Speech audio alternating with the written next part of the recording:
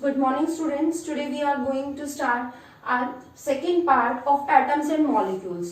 ठीक है बेटा, इससे पहले हम फर्स्ट पार्ट पढ़ चुके हैं अणु एवं परमाणु का, ठीक है, जिसमें हमने जस्ट एक ब्रीफ डिस्कशन आपके सामने कर रहे हैं।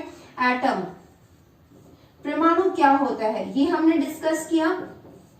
क्या होता है बेटा? Atom is the smallest unit of every matter.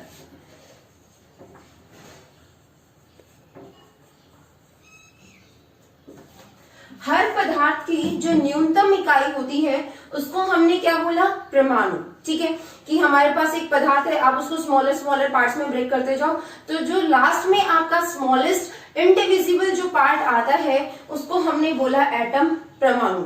यानी कि हर पदार्थ की न्यूनतम इकाई हमारे पास क्या होती है? परमाणु।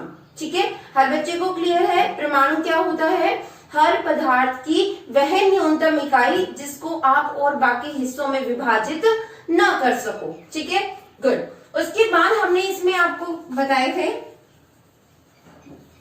Laws of chemical combination. Laws of chemical combination, ठीक है, केमिकल कॉम्बिनेशन की कोई भी अगर आपका रासायनिक यौगिक बन रहा है तो कौन कौन से नियम जो है उस पे लागू होंगे।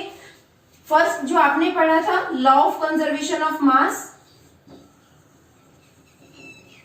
Law of conservation of mass यानी कि आपने पढ़ा था द्रव्यमान संरक्षण नियम। द्रव्यमान संरक्षण नियम, ठीक है, कि ना तो आप मैटर को क्रिएट कर सकते हो ना डिस्ट्रॉय। आपके पास जितनी क्वांटिटी ऑफ सब्सटेंस है that remains same throughout the whole chemical process, कि जितना आपका रिएक्टेंट का मास होगा प्रोडक्ट भी उतना ही बनकर आएगा। अभिकारक का द्रव्यमान जितना होगा उत्पाद का द्रव्यमान भी उतना ही होगा। तो आप इनमें से कुछ भी लिख सकते हो, इनका मतलब सेम है। ठीक है, second law of constant composition.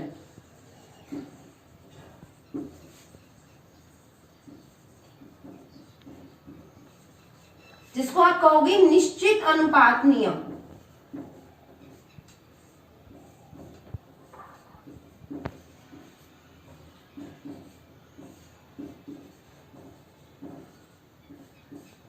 निश्चित अनुपात नियम। निश्चित अनुपात नियम के अनुसार क्या ये according to the law of constant composition, ठीक है, every chemical compound has a fixed composition. ठीक है, कि जैसे हमने आपको एग्जांपल दिया था कार्बन डाइऑक्साइड का, वाटर का, कि इसमें कार्बन और ऑक्सीजन के मासेस की रेशो हमारे पास कितनी निकल के आई थी? 3:8। वाटर में हमारे पास कितनी निकल कर आई थी? 1:8। यानी कि किसी भी केमिकल रिएक्शन से चाहे कार्बन डाइऑक्साइड कहीं से भी बनकर आए, कार्बन और ऑक्सीजन की मासेस की रेशो हमेशा क्या रहेगी? 3:8। और हाइड्रोजन और ऑक्सीजन की वाटर में कितनी रहेगी? 1:8। That composition is fixed for every chemical compound, कि आपका कोई भी रासायनिक यौगिक बेटा अगर बनकर आता है तो उसके जो कॉन्स्टिट्यूएंट्स एलिमेंट्स हैं, उसके जो तत्व हैं, उन तत्वों के द्रव्यमान का अनुपात हमेशा निश्चित होता है। ठीक है, तो निश्चित अनुपात नियम में आप क्या कहोगे? निश्चित अनुपात नियम के अनुसार किसी भी रासायनिक यौगिक में उसके तत्वों के द्रव्यमान का अनुपात हमेशा निश्चित होता है। ठीक है, कि कोई भी जो आपका रासायनिक यौगिक है वो 2 या 2 से अधिक तत्वों से मिलकर बना है, उनके जो द्रव्यमान का अनुपात है बेटा वो हमेशा निश्चित रहेगा, उसको कभी आप कम या ज्यादा नहीं कर सकते। ठीक है, तो दोनों ये लॉ आपको क्लियर है हर एक स्टूडेंट को, that in a chemical compound the ratio of masses of the constituent elements that is fixed. Okay, उसके बाद नेक्स्ट हमने स्टडी किया था Dalton atomic theory. Dalton atomic theory, this one is the most important in your chapter. ठीक है, most important topic है आपके chapter का। डाल्टन का परमाणु थ्योरी, जो उसने परमाणु को लेके उन्होंने जो जो पॉइंट्स बताए थे, ठीक है, कि atom is the smallest unit, which one is indivisible, कि हर पदार्थ की जो सबसे न्यूनतम इकाई है जिसको आपने परमाणु कहा, आप उसको और बाकी हिस्सों में विभाजित नहीं कर सकते। ठीक है, एक तत्व के परमाणु हर तरह से बिल्कुल समान होंगे, चाहे आप उनका द्रव्यमान ले लो, चाहे आप उनका क्रमांक ले लो, चाहे उसमें number of electron, number of proton, number of neutron, अगर आपने वो परमाणु एक ही तत्व के लिए है तो वो हमेशा एक जैसे होंगे। और अलग अलग तत्वों के परमाणु हमारे पास अलग अलग होंगे हर तरह से, चाहे आप द्रव्यमान की बात करो, एटॉमिक मास, चाहे आप नंबर की बात करो, एटॉमिक नंबर, परमाणु क्रमांक, चाहे नंबर ऑफ इलेक्ट्रॉन, प्रोटॉन और न्यूट्रॉन की आप बात करो। ठीक है, the atoms of different elements are different in all respect. ठीक है, उसके बाद नेक्स्ट आपका एक ये लॉ भी है, ठीक है, which one is also a point of the Dalton atomic theory, कि आपके पास कोई भी एक कंपाउंड है, in a chemical compound the ratio of the masses of a chemical compound is fixed. It can neither be increased or decreased. It remains the same. कि किसी भी रासायनिक यौगिक में उसके तत्वों का जो अनुपात रहता है, द्रव्यमान का जो अनुपात रहता है, वो हमेशा निश्चित होता है। तो ये कुछ डाल्टन एटॉमिक थ्योरी थे, डाल्टन साइंटिस्ट ने अपने व्यूज दिए थे, अपने पॉइंट्स बताए थे एटम के बारे में। ठीक है, उसके बाद हम अपना चैप्टर आगे बढ़ा रहे हैं। ये सब आप पहले पढ़ चुके हो बेटा।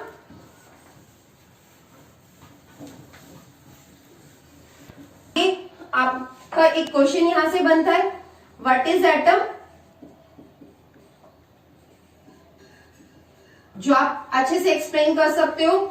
नेक्स्ट क्वेश्चन आपका बनता है, laws of chemical combination,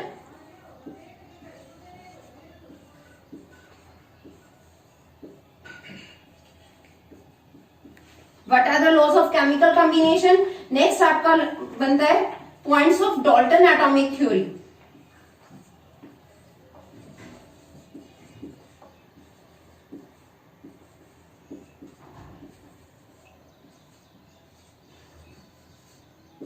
I hope बेटा हर स्टूडेंट को, whether it belongs to the English medium और द हिंदी मीडियम, हर स्टूडेंट को ये सब चीजें बहुत अच्छे से समझ आ रही होंगी। ठीक है, उसके बाद नेक्स्ट अब जो हमें एक्सप्लेन करना है, ठीक है, that is the size of atom.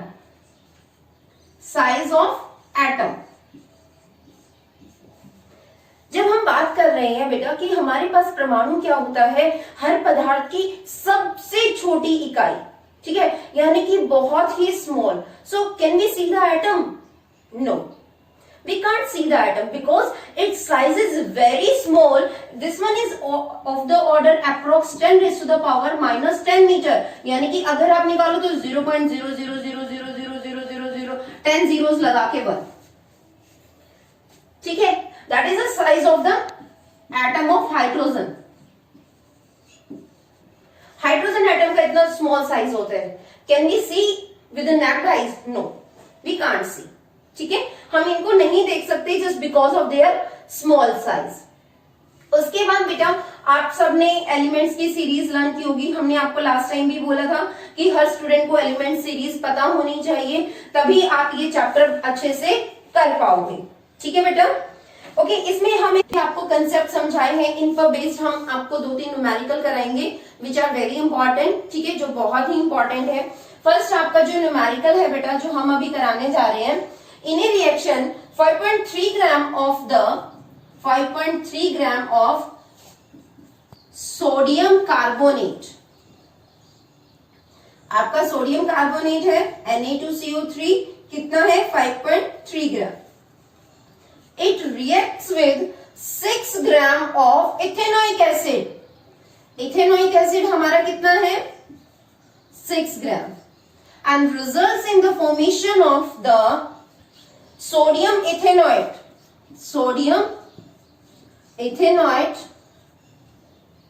of 8.2 gram. Sodium ethanoate 8.2 gram and 0.9 gram water. Water is 0.9 gram and carbon dioxide is also released here. This one is 2.2 gram. Okay बेटा, आपको इस तरह से लिखना है। आपकी जो केमिकल एक रासायनिक अभिक्रिया है वो आपको दी गई है, ठीक है, इन अ केमिकल रिएक्शन जिसमें आपने सोडियम कार्बोनेट कितना लिया है 5.3 gram, ethanoic acid 6 gram. After reactions our products are the, कि जो हमारे उत्पाद बनकर आए हैं बेटा वो क्या है, एक हमारे पास जो उत्पाद बनकर आया है सोडियम इथेनॉइड 8.2 ग्राम, वाटर 0.2 ग्राम, कार्बन डाइऑक्साइड 2.2 ग्राम। ओके बेटा, तो ये हमारी केमिकल रिएक्शन है and this reaction you have to check whether the law of conservation of mass is valid or not।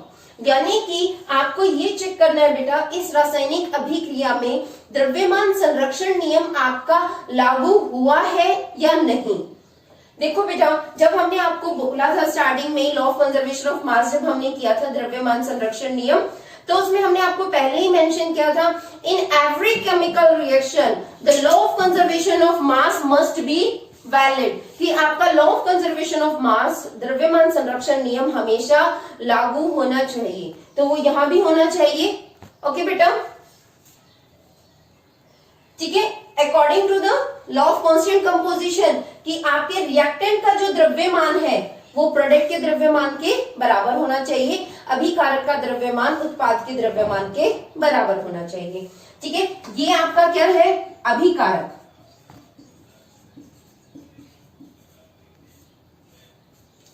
यानी कि ये है आपका रिएक्टेंट और ये है हमारा प्रोडक्ट उत्पाद। दोनों का द्रव्यमान क्या होना चाहिए, बराबर होना चाहिए। रिएक्टेंट का द्रव्यमान निकालो, 5.3 प्लस 6 11.3 ग्राम। ठीक है, प्रोडक्ट का द्रव्यमान हम निकाल रहे हैं बेटा 8.2 plus 0.9 plus 2.2, it's 11.3। So you can see the mass of the reactant is equal to the mass of product। दोनों हमारे पास सेम है, यानी कि law of conservation of mass आपका यहाँ पे क्या है, वैलिड है, वो सही लगा है। तो ये हर बच्चे को क्लियर है कि लॉ ऑफ कंजर्वेशन मास बेटा डायरेक्ट भी वो आ सकता है आपका एग्जाम में और इस तरह से न्यूमेरिकल्स की फॉर्म में भी आ सकता है। ठीक है, उसके बाद बेटा हम नेक्स्ट न्यूमेरिकल कर रहे हैं। Hydrogen and oxygen combine in a ratio of 1:8 by mass to form the water, but mass of oxygen would be required to react completely with 3 grams of hydrogen gas।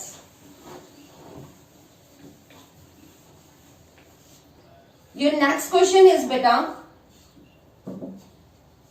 as you all know in water H2O the ratio of masses of hydrogen and oxygen, hydrogen और oxygen के द्रव्यमान का अनुपात कितना आता है बेटा हमारे पास 1.8। ठीक है, now your question is that you have to find out how much oxygen you needed to react with 3 gram of hydrogen completely. कि आपके पास हाइड्रोजन बेटा 3 ग्राम है, 3 ग्राम हाइड्रोजन के साथ इसको पूरा रिएक्ट करने के लिए आपको कितना ऑक्सीजन चाहिएगा। यहां से एक चीज तो आपको क्लियर है बेटा, इफ द रेशियो इज 1:8, यानी कि एक हाइड्रोजन के लिए आपको कितने ऑक्सीजन चाहिए, 8 ऑक्सीजन। ठीक है, आपके पास कितने हाइड्रोजन है, 3, तो 3 हाइड्रोजन के लिए कितना होगा, 8 इंटू 3 24 ग्राम ऑक्सीजन। यानी कि 3 ग्राम हाइड्रोजन के साथ कंप्लीटली रिएक्ट करने के लिए कितने ऑक्सीजन आपके पास होने चाहिए, 24 ग्राम। आई थिंक क्वेश्चन हर स्टूडेंट को क्लियर है कि क्या पूछा गया था क्वेश्चन में, कि हमारे पास 3 ग्राम हाइड्रोजन को पूरा रिएक्ट कराने के लिए कितना ऑक्सीजन चाहिएगा। हम सभी को पता है एक हाइड्रोजन के साथ कितना ऑक्सीजन लगता है, 8। ठीक है, तो 3 के साथ कितना लगेगा, 8 3 24 ग्राम। ओके बेटा, तो ये क्वेश्चन आई थिंक आप सभी को क्लियर है। उसके बाद जो आपका नेक्स्ट यहाँ पे आता है वो आता है, डेफिनेशन आ सकती है यहां से, एटॉमिक मास क्या होता है, एटॉमिक मास परमाणु द्रव्यमान।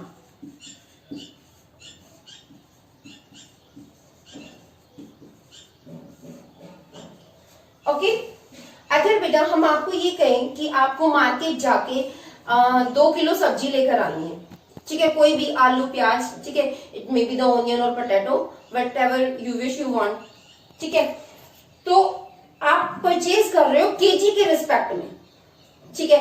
आपको ये कहा गया आपको 10 आलू लेकर आने हैं, आप काउंट करके लेके आओगे। आपको ये कहा गया आपको 3 केजी लेकर आने हैं पोटैटो, तो आप उसको वेट करके लेके आओगे। वो केजी है क्या, क्या है एक्चुअली में KG? KG is a unit of mass, यानी कि आपने क्या किया, एक क्वांटिटी ऑफ सब्सटेंस को फिक्स कर दिया कि ये आपका 1 किलो होगा, ठीक है। कि चाहे इसमें कोई भी आपका सब्सटेंस आ जाए, चाहे आलू हो, प्याज हो, टमाटर हो, कोई भी चीज हो, आपको ये कहा गया कि आपको 1 किलो लेकर आना है, तो आपको पता है कि 1 किलो इतनी क्वांटिटी होती है और हमारा इतना सामान आना चाहिए। हर बच्चे को पता है कि केजी क्या है, मास को मेजर करने की एक यूनिट है। ऐसे ही सॉरी, अगर आपको ये कहा गया है कि आपको 10 लीटर दूध चाहिए, ठीक है, वो आपको मार्केट से लेकर आना है, तो आपको पता है कि 1 लीटर इतना होता है, तो 10 लीटर कितना होगा, उसका 10 गुना। आपने वो 1 लीटर जो है वो फिक्स कर रखा है कि इतना जो है आपके पास quantity, you termed as a 1 litre, आप इसको 1 लीटर कहोगे। ऐसे ही अगर हमें किसी भी परमाणु का द्रव्यमान मापना है, आप सबको पता है बेटा, जो परमाणु होता है वो बहुत ही स्मॉल साइज का होता है। The atom is of the very small size of the order nanometre, ठीक है। नैनोमीटर के ऑर्डर का होता है 10⁻⁹ मीटर, जिसे हम बोलते हैं, बहुत ही स्मॉल साइज का हमारे पास होता है।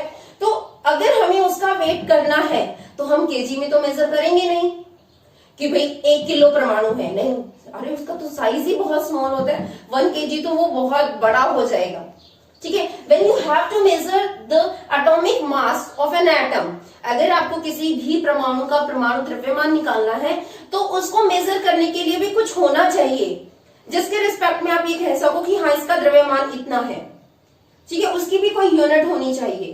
तो यहां पर हमने क्या किया, अपना एक एटम लिया, किसका, C12, कार्बन का।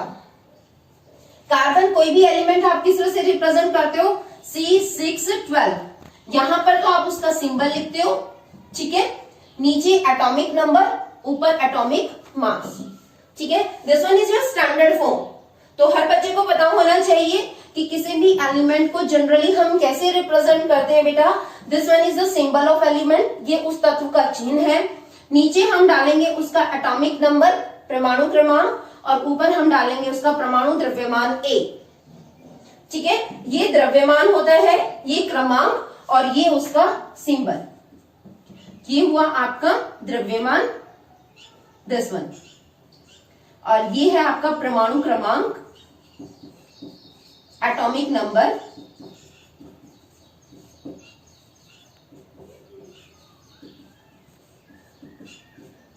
और ये है उसका सिंबल, चिन्ह, जैसे हमने यहाँ पे जनरली कार्बन को रिप्रेजेंट किया। तो हर बच्चे को आना चाहिए how we have to represent an atom, कि आपको एक एटम किस तरह से रिप्रेजेंट करना है, ठीक है। तो हमने क्या किया, कार्बन का एक एटम ले लिया, एक परमाणु, ठीक है, C12, और उसको हमने मेजर किया, उसको हमने रखा स्टैंडर्ड। अब हमने क्या किया, चाहे हाइड्रोजन हो, चाहे ऑक्सीजन हो, चाहे nitrogen, fluorine, neon, iron, copper, silver, gold, कोई भी आपका एलिमेंट हो, then we start measure its mass with respect to this one. तो हमने ये मेजर करना स्टार्ट कर दिया कि एक हाइड्रोजन का एटम कार्बन 12 से कितना हैवी है, ठीक है, या हम ये कहें कि एक सिल्वर का जो एटम है वो कार्बन 12 से कितना हैवी है, ठीक है। सो द एटॉमिक मास जो हमने यहां पे फिक्स किया है, 1 atomic mass unit is equal to exactly 1/12 the mass of 1 atom of C12, ठीक है, कि 1 एटॉमिक यूनिट, जैसे हम ये कहें कि इसका मास कितने एटॉमिक यूनिट है, हाइड्रोजन का 1 एटॉमिक यूनिट है, 2 एटॉमिक यूनिट है, तो उसका मतलब क्या है, here we are measuring the mass of the hydrogen atom. हम हाइड्रोजन के एक परमाणु का द्रव्यमान मेजर कर रहे हैं कि वो C12 से कितने टाइम्स हैवियर है। आई बात समझ में, ठीक है। तो ये हुआ आपका एटॉमिक मास के बारे में, ठीक है। जैसे हाइड्रोजन का एटॉमिक मास अगर आपका हो वो कितना होता है हमारे पास 1, कार्बन का कितना होता है 6, नाइट्रोजन का हमारे पास 14, सॉरी कार्बन का 12 6 तो एटॉमिक नंबर होता है। ओके, तो इस तरह से हमने इन सबके एटॉमिक मासेस हमने कैलकुलेट किए। ओके बेटा, नेक्स्ट आपका है, ओके बेटा, नेक्स्ट हमारा टॉपिक है जो नेक्स्ट हमें स्टार्ट करना है, how do atoms exist. How do atoms exist. एक परमाणु जो होता है वो किस तरह से एग्जिस्ट करता है, किस तरह से हमारे नेचर में, हमारी प्रकृति में विद्यमान होता है। ठीक है, अभी हम आपको बात करें कि आपको हाइड्रोजन का एक एटम लेकर आना है, कैसे लेके आओगे? ऐसे ही हवा में मिलता, भाई आजा हाइड्रोजन का एटम, ये कार्बन का एटम, ये ऑक्सीजन का एटम, ऐसे मिलते हैं? फ्री एग्जिस्ट करते हैं वो? नो।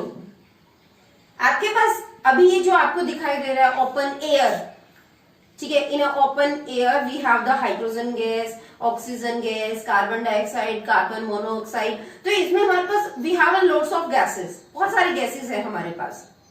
ठीक है, आप बात कर रहे हो ऑक्सीजन गैस की, क्या ऑक्सीजन ऐसे एग्जिस्ट करता है? एक सिंगल ऑक्सीजन का एटम आपको मिल जाएगा? No. A single atom does not have independent existence. ये बात क्लियर हुई है बच्चे को कि एक जो आपके पास परमाणु होता है वो कभी भी स्वतंत्र अवस्था में आपको नहीं मिलेगा। ठीक है, it doesn't have the free independent existence. आपको जो एटम मिलते हैं they all are exist in a combined form, और you can say in the compounded state. जितने भी हमारे परमाणु होते हैं वो हमेशा यौगिकों के रूप में विद्यमान होते हैं। और कंपाउंड हम आपको पहले ही एक्सप्लेन कर चुके हैं बेटा। कंपाउंड क्या होते हैं? दो या दो से अधिक मिले हुए तत्वों का रासायनिक यौगिक जो है उसको आपने यौगिक बोला। वो जो मिक्सचर हमारे पास है जिसमें केमिकल रिएक्शन हुई है उसको आपने कंपाउंड कहा। ठीक है, it's a combination of two or more elements reacted chemically with each other. ठीक है, so that they have a formation of a bond, कि उनके अंदर एक बॉन्ड, कि वो आपस में जुड़े हुए हैं। ऐसे नहीं है कि एक हाइड्रोजन, जैसे अगर हम आपसे बात करें एक वाटर मॉलिक्यूल की H2O, यहाँ पे हाइड्रोजन जो है बेटा वो ऑक्सीजन से जुड़े हुए हैं, उनके बीच में एक बॉन्डिंग है, एक आबंध है, वो आपस में बंधे हुए हैं। हाइड्रोजन और ऑक्सीजन वाटर मॉलिक्यूल का आपके पास इंडिपेंडेंट एग्जिस्टेंस होता है। एक वाटर मॉलिक्यूल आपके पास एग्जिस्ट करता है, कार्बन डाइऑक्साइड मॉलिक्यूल आपका एग्जिस्ट करता है, ऑक्सीजन O2, ऑक्सीजन, ठीक है, O3 आपका एग्जिस्ट करता है, 3 ऑक्सीजन, ओजोन। एक अकेला ऑक्सीजन कभी भी एग्जिस्ट नहीं करेगा। सो what you have to understand here is that the important point is a single element doesn't have the independent existence, कि एक परमाणु कभी भी स्वतंत्र अवस्था में आपको नहीं मिलेगा, वो हमेशा कंपाउंडेड फॉर्म में मिलेगा। हाइड्रोजन और ऑक्सीजन वाटर बनाएंगे, कार्बन ऑक्सीजन कार्बन डाइऑक्साइड या कार्बन मोनोऑक्साइड भी बना सकते हैं, CO। That depends on the ratio of mass, कि कितना कार्बन कितने ऑक्सीजन से कंबाइन हुआ है। वो कार्बन डाइऑक्साइड भी बना सकते हैं, कार्बन मोनोऑक्साइड भी, CO भी और CO2 भी। तो ये है हमारा एक मॉलिक्यूल जिसको आप अणु कहते हो। ठीक है, कि जो फ्री एग्जिस्ट करता है। एटम्स, एक सिंगल एटम, हम फिर से रिपीट कर रहे हैं बेटा, अ सिंगल एटम डजंट एग्जिस्ट। एक सिंगल एटम कभी भी एग्जिस्ट नहीं करेगा। Group of atoms of the same element और द डिफरेंट एलिमेंट, ये कोई जरूरी नहीं है कि वो जो ग्रुप ऑफ एटम्स होगा वो सेम एलिमेंट्स का होगा। It may B of the different elements. यहां पर आपके पास डिफरेंट एलिमेंट है, एक ऑक्सीजन का है तो 2 हाइड्रोजन के हैं, यहां पे दोनों ऑक्सीजन के हैं, both are of the same element. यहां पर आपका एक कार्बन का है तो 2 ऑक्सीजन के हैं। NH3 की आप बात करो, अमोनिया, एक नाइट्रोजन है तो 3 हाइड्रोजन के एटम है आपके पास। So these are the molecules, ये अणु होते हैं हमारे पास जिनकी एक फ्री एग्जिस्टेंस होती है, जो हमें प्रकृति में स्वतंत्र अवस्था में मिलते हैं। तो अगर हम मॉलिक्यूल की बात करें बेटा, मॉलिक्यूल को अगर आप डिफाइन करोगे, it is the group of 2 और more atoms of the same element और the different which have the free existence, जिसकी आपकी फ्री एग्जिस्टेंस हो, जो आपको स्वतंत्र अवस्था में मिले, ये है आपका मॉलिक्यूल। ये वाटर मॉलिक्यूल, ये ऑक्सीजन मॉलिक्यूल, ये ओजोन मॉलिक्यूल, ये कार्बन डाइऑक्साइड मॉलिक्यूल, ये carbon monoxide molecule. So all these are the molecules. ये आपके क्या है, अणु। समझ आया? इसमें एक हमारे पास और टर्म आती है एटोमिसिटी।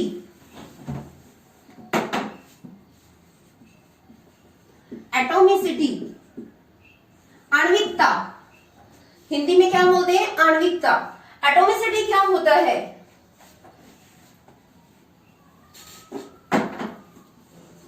एटोमिसिटी हमारे पास होता है, जैसे हम ऑक्सीजन की बात करें, इसमें हमारे पास कितने एटम्स ऑक्सीजन के, 2। So it's atomicity is 2। Oxygen की आप बात करें, यहाँ पे ये ओजोन का है, ओजोन लेयर में जो आपकी ऑक्सीजन प्रेजेंट होती है, it is present in the form of O3 molecule and here is the atomicity is 3। इसकी आणविकता कितनी है, 3। फास्फोरस की आप बात करो, P4, इसकी आणविकता कितनी है, 4। ठीक है, तो एटोमिसिटी आपका क्या होता है, हाइड्रोजन की आप बात करो, कितनी होती है, 2। ठीक है, so the number of atoms present in a given molecule, एक मॉलिक्यूल में आपके कितने एटम्स प्रेजेंट हैं, दैट इज इट्स एटोमिसिटी, वो उसकी आणविकता होती है। ये समझ आया हर बच्चे को कि एटोमिसिटी क्या होती है? ठीक है, अगर हम यहाँ पे बात करें सोडियम की, वो 1 होती है, मोनोएटॉमिक होता है हमारे पास। सोडियम कभी भी कंबाइंड फॉर्म में नहीं होता, N2 फॉर्म में कभी नहीं एग्जिस्ट करेगा।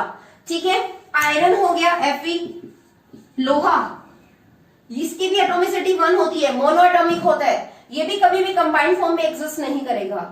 ठीक है, so here what you have to remember is the what is atomicity and you must know this some examples of the atomicity.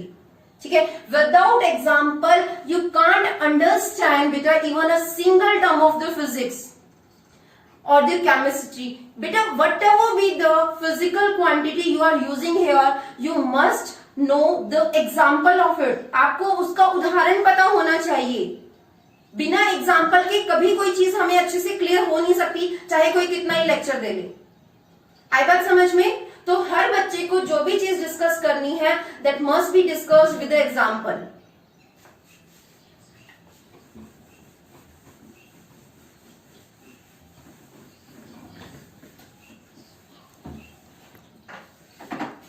So our next topic is ion.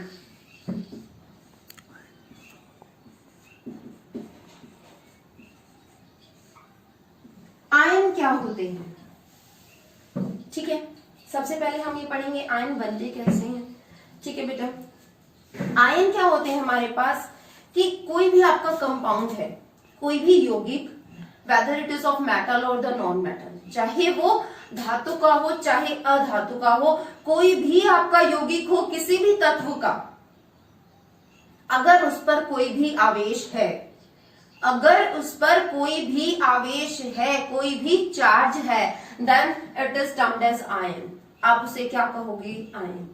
किसी भी आवेशित तत्व को या किसी भी आवेशित यौगिक को आप क्या कहोगे? आयन, जिस पर चार्ज प्रेजेंट होता है। Now we have the charge of the 2 types. हमारे पास चार्ज 2 तरह के होते हैं, पॉजिटिव और नेगेटिव। Everyone knows that, हर किसी को पता है that the charge may be positive और negative, 2 तरह के हमारे पास चार्ज होते हैं। और अगर किसी पे कोई चार्ज नहीं है, then it is termed as neutral, zero, कि उस पे कोई चार्ज ही नहीं है। ठीक है, so when the positive charge is acquired by a compound or an atom, कि किसी भी एटम पर पॉजिटिव चार्ज कब आएगा और नेगेटिव चार्ज कब आएगा। भाई कब आप उसे कहोगे? It is of the positive charge and this one is of the negative charge. ठीक है, and second thing, important thing, जो भी पॉजिटिव आयन आपका है, पॉजिटिव आयन, आप उसको नाम दोगे अलग से कटायन। क्या बोलते हैं हम उसको? Cation. And the negative ion is termed as अनायन।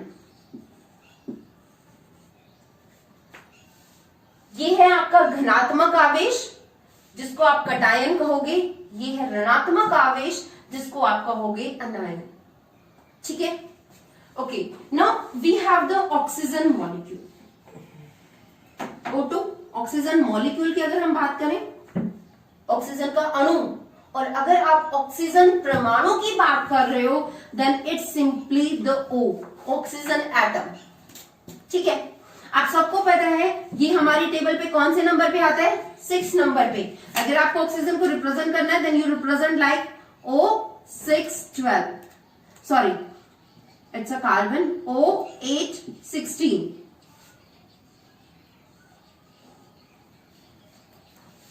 ठीक है, now what about the electronic configuration of oxygen. Oxygen का जो आपने इलेक्ट्रॉनिक विन्यास सीखा है, ठीक है, परमाणु संरचना वाले चैप्टर में बेटा, तो इलेक्ट्रॉनिक विन्यास क्या होता है हमारे पास ऑक्सीजन का, जो हमने आपको शेल सिखाई थी KLMN, हमारे पास शेल्स होती हैं। फर्स्ट शेल में मैक्सिमम 2 इलेक्ट्रॉन आ सकते हैं, नेक्स्ट में 8, नेक्स्ट में 18 इलेक्ट्रॉन हमारे पास आ सकते हैं। ऑक्सीजन के पास टोटल कितने इलेक्ट्रॉन हैं, 8, 2 फर्स्ट में आ गए तो सेकंड के लिए कितने बचे, सिर्फ 6। ठीक है, कोई भी हमारा बेटा जो तत्व होता है वो क्या करना चाहता है, अपनी अंतिम कक्षा में, जो लास्ट वाली है, अपनी अंतिम कक्षा में 8 इलेक्ट्रॉन पूरे करना चाहता है।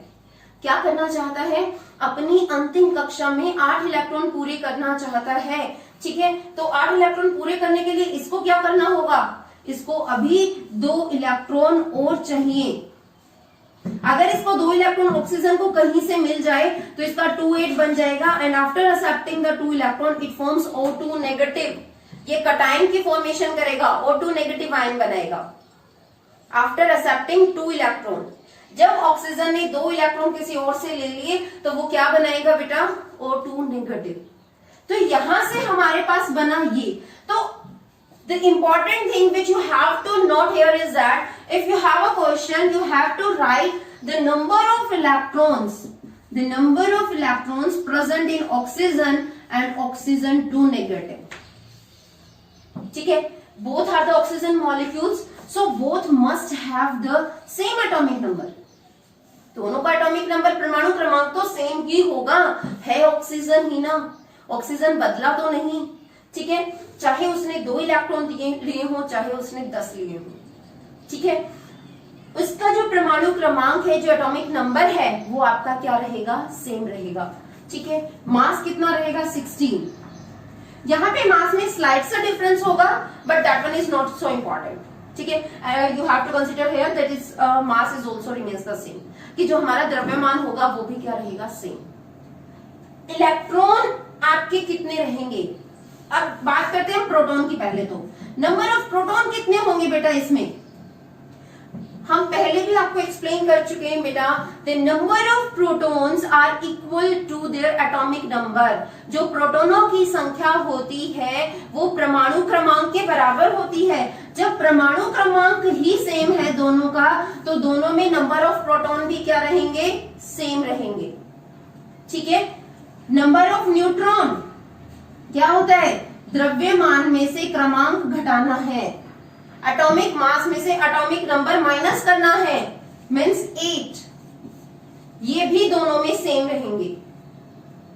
तो ध्यान रखने वाली जो बात है बेटा, the point which you have to notice here is that the number of proton, number of neutron, atomic number and atomic mass, all these remains the same whether any element take the electron or give the electron, it doesn't matter, only the number of electrons get change. इसमें number of electrons आपके कितने हैं, 8 है बेटा, जितने proton है उतने ही। इस वाले में आपके पास नंबर ऑफ इलेक्ट्रॉन कितने होंगे, 8 तो इसके थे ही, and it has a charge 2 negative. इसने 2 नेगेटिव, 2 नेगेटिव बेटा आप सबको अभी बताया हमने कब आता है नेगेटिव चार्ज, जब कोई इलेक्ट्रॉन लेता है, when someone absorbs the electron, जब कोई इलेक्ट्रॉन एब्जॉर्ब करेगा, लेगा। ठीक है, तो इसके ऊपर कितना चार्ज है, 2 नेगेटिव, कितना आवेश है, 2 माइनस, तो इसने 2 इलेक्ट्रॉन एक्स्ट्रा एब्जॉर्ब कर रखे हैं, सो you must have to add these 2 electrons 8 plus 2, 10. So the number of electrons present in this oxygen are 10 and in this oxygen atoms are 8. This one is the only difference between O and O2 negative, which you have to notice. That the only number of electrons get changed, otherwise all number of proton, number of neutron, atomic number, atomic mass, all these remains the same. ठीक है? And same thing is happened with the sodium. Na and Na positive. Sodium is of at 11th position. Sodium is present at the 11th position in our periodic table and its mass is 23. 11, 23. Its configuration is, इसका जो electronic विन्यास होगा बेटा 281. पहली कक्षा में जो first आपकी क्लास है के उसमें मैक्सिमम 2 इलेक्ट्रॉन आ सकते हैं. नेक्स्ट में 8, स्टिल उसके पास 1 इलेक्ट्रॉन और एक्स्ट्रा बच गया तो वो है आपका 1 जो थर्ड में जाएगा, क्योंकि सेकंड में 8 से ज्यादा नहीं आ सकते. ठीक है. अब हर एटम जो हमने आपको बताया बेटा, जिसको आप वैलेंसी बोलते हो, संयोजकता, हिंदी में हम क्या बात करते हैं, संयोजकता की. आप सभी को पता है संयोजकता क्या होती है कि कोई भी परमाणु अपनी अंतिम कक्षा में 8 इलेक्ट्रॉन पूरे करने के लिए कितने इलेक्ट्रॉन देगा या कितने लेगा. Any atom which how many electrons it take or give just to complete its octet. अपना ऑक्टेट कंप्लीट करने के लिए कोई भी एटम कितने इलेक्ट्रॉन देगा या लेगा, दैट्स कॉल्ड इट्स वैलेंसी. वो उसकी वैलेंसी होती है, संयोजकता. तो अपनी लास्ट शेल में 8 इलेक्ट्रॉन पूरे करने के लिए बहुत आसान है, ये अपना 1 इलेक्ट्रॉन दे दे. ठीक है. अगर इसने अपने 1 इलेक्ट्रॉन दे दिया तो कॉन्फ़िगरेशन होगी बेटा 2-8. लास्ट शेल 8 है, उसमें पूरे हो गए. फिर ऑक्टेट रूल फॉलो, अष्टक सिद्धांत हो गया पूरा कि लास्ट सेल में 1 इलेक्ट्रॉन होने चाहिए, वो आपकी कंप्लीट हो चुके हैं. आफ्टर गिविंग द 1 इलेक्ट्रॉन, इसने 1 दिया है तो इस पे 1 ही प्लस आएगा. ठीक है. अगर हम बात कर रहे हैं मैग्नीशियम की, विच one is present at the 12th position and its mass is 24, it can give the 2 electrons. Its configuration is 282. उसका इलेक्ट्रॉनिक विन्यास 282 है. अगर वो अपने 2 इलेक्ट्रॉन दे दे तो लास्ट शेल में 8 ही बचेंगे आपके, तो ये बनाएगा Mg2 positive. After giving 2 electrons, its configuration is 28 now. इसने 2 इलेक्ट्रॉन दिए तो इस पे चार्ज आएगा 2+. It forms the anion. उसने क्या बनाए हैं, अनायन. यहाँ पे हमारे पास किसकी फॉर्मेशन हुई है, अनायंस की फॉर्मेशन हुई है. आई बात समझ में. तो यहाँ पे जो main point what you have to note is that if someone gives the electron it acquires the positive charge, उस पे धनात्मक आवेश होता है and these are called the positive को आप क्या बोलते हो, कटायंस. यहाँ पे हमारे पास किसके फॉर्मेशन होगी, कटायंस की. And same thing is happen here, the number of electrons is not same. Number of electrons same नहीं होंगे. Here the number of electrons are 12. इस मैग्नीशियम में आपके नंबर ऑफ इलेक्ट्रॉन्स 12 है and in this Mg2 positive the number of electrons are 10. जितने उसने दे दिए उतने आप माइनस करोगे. 12 होते हैं इलेक्ट्रॉन मैग्नीशियम में. After giving 2 electrons it left only with 10 electrons. उसके पास सिर्फ 10 इलेक्ट्रॉन ही बचेंगे. और every term the number of protons, the number of neutrons, atomic number, atomic mass, all these are same. Only the difference is in number of electrons. सिर्फ आपकी number of electrons ही बदलेंगे. जो देगा उस पे प्लस चार्ज आएगा तो उसमें से आप उतने ही इलेक्ट्रॉन माइनस करोगे. ध्यान रखना, जो दे रहा है उस पे प्लस चार्ज आएगा, जितने वो देगा उतना ही प्लस चार्ज आएगा, और जो लेगा उस पे उतना ही माइनस चार्ज आएगा. लेने वाले के टोटल इलेक्ट्रॉन आप प्लस करोगे और देने वाले के आप उतने ही इलेक्ट्रॉन माइनस करोगे कि अब उसके पास वो इतने दे चुका है. अब एक सिंपल से एग्जांपल आप अपने आप से भी समझ सकते हैं कि आपके पास अगर 10 रुपीज है, if you have the 10 rupees and after giving the 2 rupees to your friend, how many rupees are left with you, you are left with only the 8 rupees. आपके पास सिर्फ 8 रुपए ही बचे, तो 2 माइनस करोगे ना, और आपने उसको दिए हैं, आपने उसको 2 रुपए दिए हैं, तो आप पे कौन सा चार्ज आएगा बेटा, पॉजिटिव. जो डोनर होता है, जो देता है, उस पे प्लस आवेश आता है और जो लेता है उस पे माइनस। आपके फ्रेंड पे माइनस चार्ज आएगा और आप पे पॉजिटिव चार्ज आएगा, ठीक है। लेकिन अगर आपने दिए तो आपके पैसे तो कम हुए हैं ना। अगर किसी ने इलेक्ट्रॉन दिए तो उसके खुद के इलेक्ट्रॉन कम हुए, जितने दोगे उतने ही कम होंगे। अगर आप 2 रुपए दे रहे हो तो आप 10 थोड़ी कम हो जाएंगे आपके पास, जितने आप दोगे उतने ही कम होंगे आपके पास। 10 में से 2 गए 8, आपके पास 8 रुपए बचे। तो आई होप ये सभी स्टूडेंट्स को बहुत अच्छे से क्लियर हुआ है, ठीक है, कि आयन क्या होते हैं, how many types of ion we have and how we have the formation of the ions, कि आयंस हमारे पास किस तरह से बनकर आते हैं, ठीक है।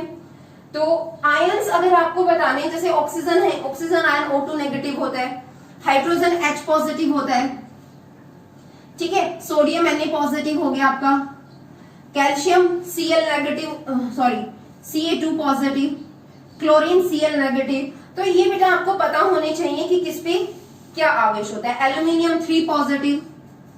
और ये आपको कब पता चलेगा, जब आपको ये पता होगा कि उसकी कॉन्फ़िगरेशन कितनी है, कि उसकी जो आपको स्टार्टिंग वाली शेल नहीं देखने की जरूरत है, आपको ये चेक करना है जो अंतिम कक्षा है उसमें कितने इलेक्ट्रॉन हमारे पास प्रेजेंट है, ठीक है। तो उसमें से अगर देखो, बहुत इजी सा तरीका हम आपको सिखाते हैं।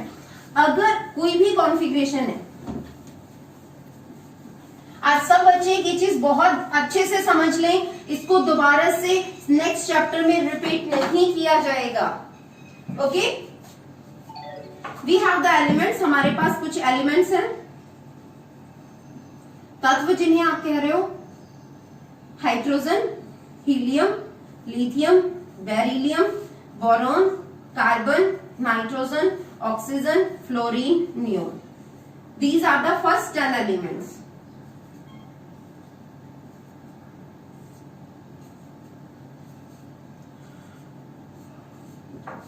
बेटा ये है आपके फर्स्ट 10 एलिमेंट्स जो हर बच्चे को पता होने चाहिए, ठीक है, ओके।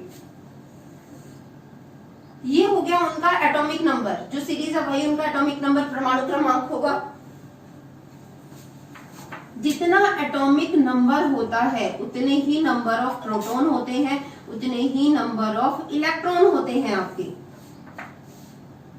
यानी कि इतने ही होंगे 1 2 3 4 5 6 7 8 9 10, ठीक है। तो ये सभी को समझ आई ये चीज जो हम यहाँ पे आपको समझाना चाह रहे हैं। उसके बाद नेक्स्ट है आपका, अब रह जाते हैं नंबर ऑफ न्यूट्रॉन। देखो प्रोटॉन पॉजिटिव होते हैं, इलेक्ट्रॉन नेगेटिव, तो जितना पॉजिटिव उतना ही नेगेटिव, तो किसी भी एलिमेंट पे, किसी भी परमाणु पे कोई आवेश नहीं होता। अब आते हैं आपके नंबर ऑफ न्यूट्रॉन्स, ठीक है। हाइड्रोजन में कोई न्यूट्रॉन नहीं होता, ठीक है। हीलियम में 2 4 5 6 6 7 8 10 10, ये आपके नंबर ऑफ न्यूट्रॉन्स होते हैं जो आपको याद रखने हैं, ठीक है। उसके बाद नेक्स्ट आपका बनेगा एटॉमिक मास। एटॉमिक मास, परमाणु द्रव्यमान। बेटा इस चीज की आप जितनी प्रैक्टिस करोगे तभी आपको आएगा, बिना प्रैक्टिस के कुछ नहीं होगा, ठीक है। आपको पता है atomic mass is equal to number of proton plus number of neutron. You have to plus 1 + 0 1, 2 + 2 4, 3 + 4 7, 4 + 5 9, 5 + 6 11, 6 6 12, 7 7 14, 8 8 16, 9 10 19, 10 10 20. So these are the atomic masses of these elements.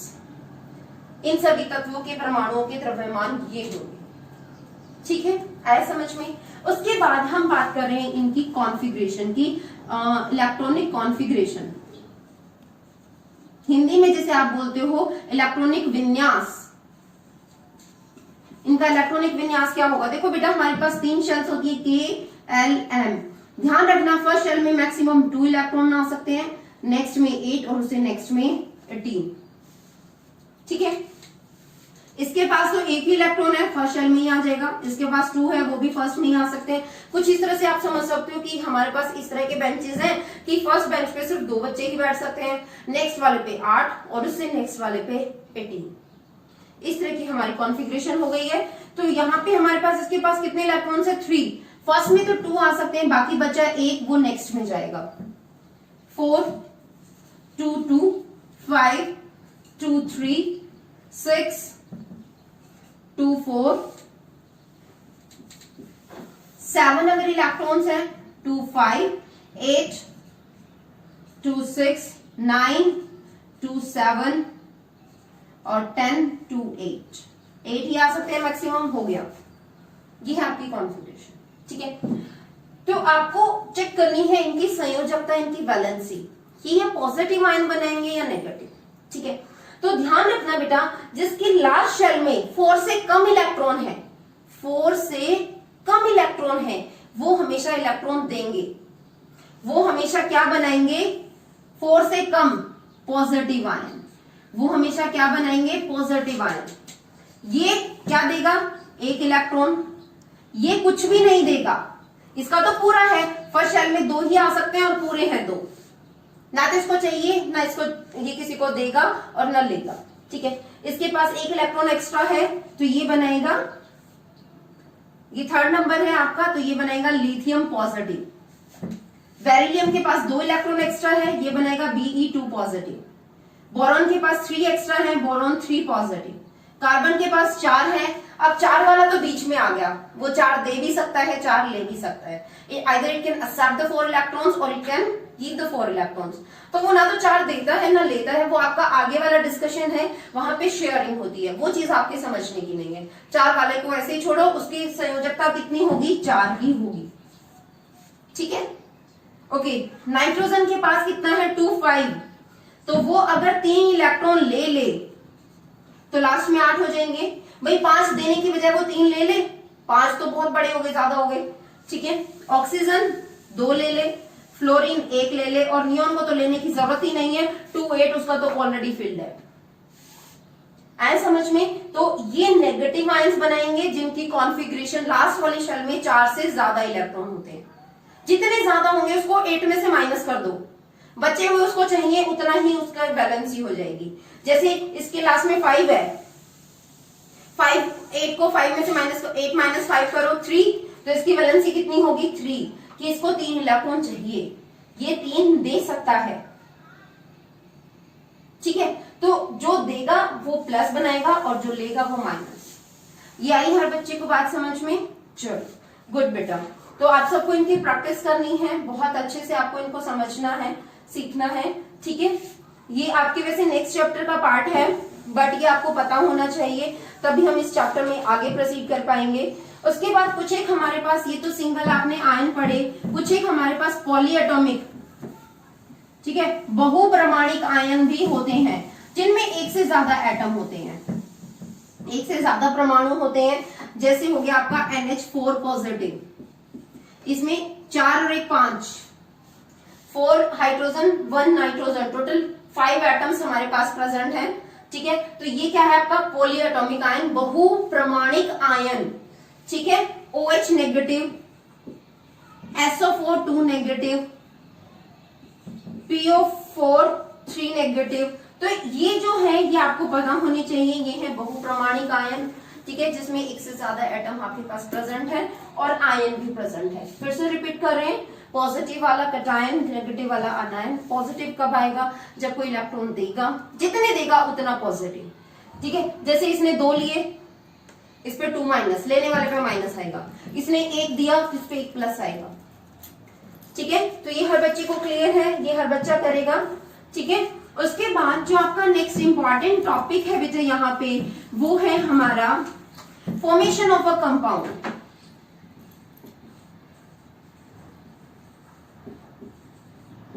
Formation of a compound, कि एक कंपाउंड किस तरह से बनता है हमारे पास, एक कंपाउंड की फॉर्मेशन किस तरह से होती है। ठीक है, जैसे अभी हम वाटर वाले एग्जांपल लेते हैं अपना H2O।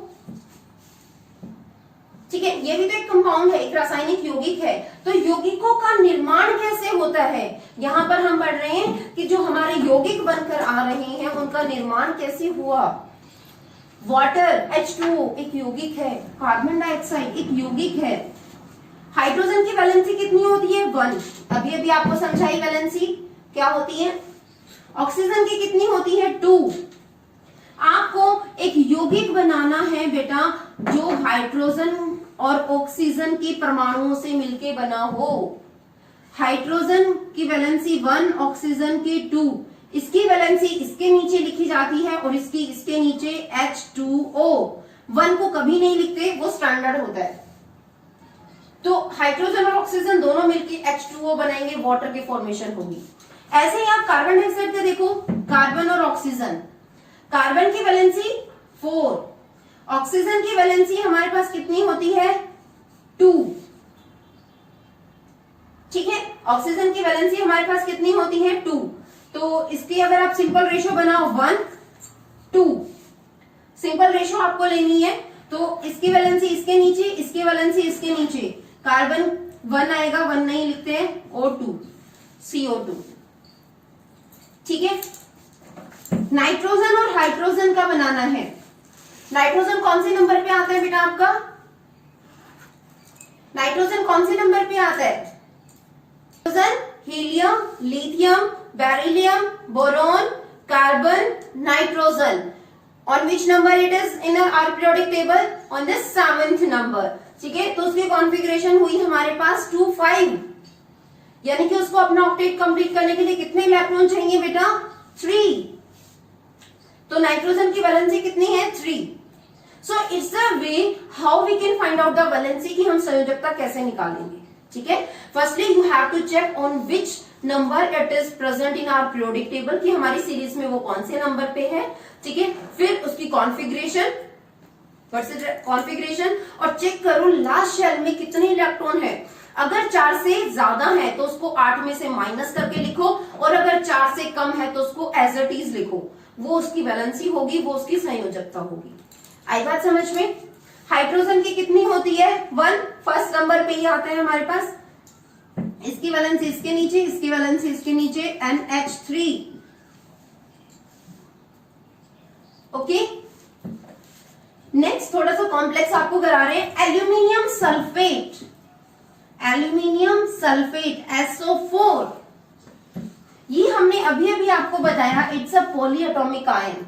SO4 एक्चुअल में ये हमारे पास क्या होता है SO4 2 नेगेटिव, SO4 2 नेगेटिव, इस पे 2 नेगेटिव चार्ज होता है। ये you have to remember this, ये आपको याद रखना है कि इस पे क्या चार्ज होगा। ठीक है, एल्यूमिनियम की वैलेंसी कितनी होती है 3, 13th नंबर पे आता है 283। 4 से कम है तो वो एज इट इज उसकी वैलेंसी रहेगी 3 की 3 ही रहेगी। ठीक है, सल्फेट की वैलेंसी कितनी है 2, इस पे कितना चार्ज है 2, इसकी वैलेंसी इसके नीचे, इसकी वैलेंसी इसके नीचे, एल्यूमिनियम के नीचे कितना आएगा 2। ध्यान रखना बेटा ये आपका सबस्क्रिप्ट है, आपको नीचे ही लिखना है। कुछ स्टूडेंट क्या करते हैं Al2 ऊपर लिखते हैं, नहीं, वो नीचे लिखा जाएगा। SO4 इसकी वैलेंसी इसके नीचे कितना लिखना आपको 3, और ये पूरे का 3 होगा। सिर्फ ना तो सल्फर का है ना ऑक्सीजन का, it is SO4 whole thrice, पूरे का 3 है। तो यहां पर आप ब्रैकेट लगा के लिखोगे। So what's your chemical formula is Al2SO4 whole thrice, aluminium sulphate. ठीक है, सेम अगर हम करें sodium carbonate NaCO3, CO3 carbonate ion है, इस पे आवेश होता है आपका 2 नेगेटिव। कितना चार्ज होता है हमारा 2 नेगेटिव। सोडियम की वैलेंसी 1, कार्बोनेट की आपकी 2, इसकी इसके नीचे, इसकी इसके नीचे, Na सोडियम 2, कार्बोनेट 1 है, 1 तो लिखने की जरूरत ही नहीं है, तो Na2CO3। तो आई होप ये हर बच्चे को क्लियर है किस तरह से हमारे पास कंपाउंड फॉर्मेशन होगी and how you have to write a chemical compound, कि आपको वो रासायनिक यौगिक कैसे लिखना है। ठीक है, आप जितनी ज्यादा प्रैक्टिस करोगे बेटा, इसमें सबसे इंपॉर्टेंट है आपकी वैलेंसी। अगर किसी स्टूडेंट को वैलेंसी नहीं पता है तो निकालनी सीखो, तभी आप ये कर पाओगे, नहीं तो नहीं होगा। ठीक है, तो हर बच्चा सबसे पहले वैलेंसी निकालना सीखेगा। आपको हम हर लेक्चर में बार बार बोल रहे हैं बेटा, you have to learn up to 20। First 20 elements in your periodic table, आपकी 20 एलिमेंट्स जो है स्टार्टिंग वो हर स्टूडेंट को लर्न होने चाहिए। Only that case you can write your chemical compound और द वैलेंसी। अगर किसी बच्चे को सीरीज ही याद नहीं है, ऑक्सीजन कौन से नंबर पे आता है, उसकी जगह फ्लोरीन अगर आप लगा रहे हो 8th नंबर पे, तो क्या सेम होगा? पूरे क्वेश्चन गलत हो जाएगा, बिल्कुल क्रॉस। तो आपको वो प्रॉपर सीरीज लर्न करनी है बेटा, ठीक है।